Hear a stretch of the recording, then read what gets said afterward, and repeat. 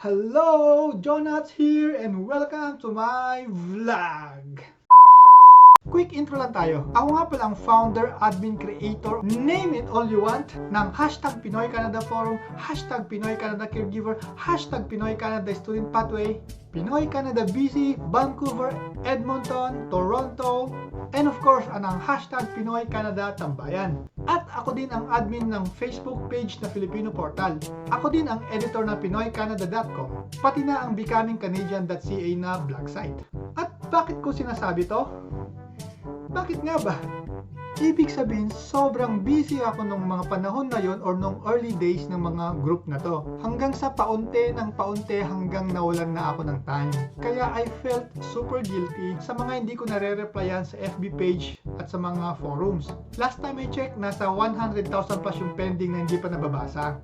At isama mo na rin yung mga sin mode lang. Guys, I am sorry. Kasi year 2019 tsaka 2020, nag-upgrade po ako dito sa Canada. Yes, nag-back to school po ako. Since tapos na ako, yay!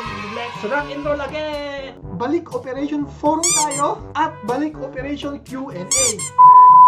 Kaya kung bago ka pa lang sa aking channel, this is the best time para mag-subscribe. I-hit mo na ang notification bell button at dahil iisa-isahin, hima-himayin natin ang mga programa o mga chances mo dito para makapag-Canada. So, saan tayo magsisimula? Siyempre, doon tayo sa number 1 na tanong ng bayan. Sir Jonats, paano po ba mag-apply sa Canada? Sir Jonats, paano po mag-apply sa Canada? Sir Jonats, paano po mag-apply sa Canada? Napagod ako sa intro ko, kaya slowly na lang tayo ngayon. So guys, saan nga ba pwedeng mag-apply sa Canada? Maraming pwedeng maging sagot dito. Like referrals mula sa mga kaibigan, sa mga family, sa kapatid, sa kakilala. Sa yung ex, pwede pa kaya? Pero this time, mag-focus muna tayo sa isang paraan. At ito yung true job agencies. To name a few, nandyan ang jobbank.ca, workopolis.com, indeed.ca, jobstreet.com.ph, jobs.ca, kung ano-ano pa. Ang dami din pala. At kung isa-isahin mo yung papasahan at walang magre-reply, diba? Nakaka-frustrate yung ganon. Naiintindihan ko po yan. Kaya para sa video na to, magfo-focus lang tayo sa feeling ko ay the best. Ito yung proven, tested na ng mga kaibigan ko. At ito ang POEA na website. Tara! At actual natin siyang pupuntahan. Guys, quick tour lang tayo. Ito yung aking personal computer, tapos ito naman yung aking office computer. So, ganun lang ako, ganun lang. Sige, yun lang po. Tara, mag-browse na tayo. So, guys, nandito nga tayo sa ating computer, tapos in-open ko na rin yung Chrome. Pwede kayong pumili ng browser kung anong naka-install sa computer nyo. Pwedeng Firefox, pero ako mas prefer ko yung Google Chrome. So, nasa sa inyo na yun. So basically, pwede nating i-type lang yung dito, POEA. Pwede dito mismo o kaya pwede dito sa mismong address bar. So either way mag-work siya. So dito na lang para tayo, uniform. So type lang natin POEA, tapos enter po natin. O search. So ito po lalabas to. Ito po yung pinakauna, ito po yun. www.poea.com.ph. So isa po siyang government website. So government po yung nag-maintain dito. So open lang natin to para mapunta tayo sa kanyang main page. So ito po yung main page. So kung mapapansin nyo, nandito yung mga announcement nila. So hindi lang ito pang Canada. So applicable to sa lahat ng bansa. So hindi mo makikita dito kung saan banda yung mga recruitment agencies o kaya mga job orders sa main menu niya. So pumunta ka sa baba kasi nandun siya. So lagpasan mo lang itong mga announcement nila. So gusto mo magbasa, di magbasa-basa ka muna ng mga announcement. Go all the way doon sa online services. So pag nakita mo itong online services, nandito siya banda. Ito, verification of job agencies and job orders. So i-click lang natin to. So ito, mag-open siya sa isang window. So pwede kang mamili ng search available by job orders, by position, by country, or by agencies. So para mas madali tayo, dito na lang tayo sa by country since Canada lang naman yung pinaka-focus natin. So Click natin ito, by country, tapos piliin natin yung Canada. Sa drop down, dito yung Canada. Then, submit. So, ito na nga yun. So, basically, ito, makikita mo dito is kung yung date ngayon kung kailan ka as of yung available na job orders, tapos yung country nga is Canada, tapos yung position, nandito yung mga positions na gusto mong applyan, tapos yung mga pangalan ng mga agencies, nandito rin sila. Tapos kung kailan na-approve, so naka-ano din siya, naka-sort na rin siya by date. So ito may bago na 2021, tapos nandito rin yung job order na balance. So kung ilan lang yung available. So kung mapapansin nyo, parang konti lang siya, no? So paisa-isa lang, paisa, tapos ito mga open ganon. So ayun. Quick overview lang para for the sake of comparison, buksan natin yung US, halimbawa US. Kasi yun yung marami eh. United States. Yan. So, yung United States, kung mapapansin nyo, di ba lalaki ng ano nila? Ang lalaki ng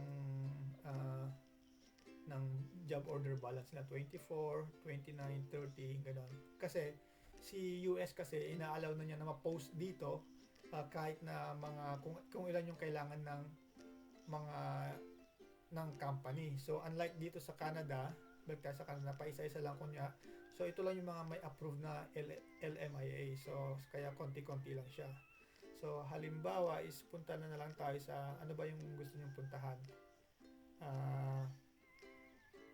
Ito, marami. Ito, Qatar Industrial Meat, sabi niya. Qatar Industrial Meat. So, puntan mo lang. So, kailangan nila ng 26.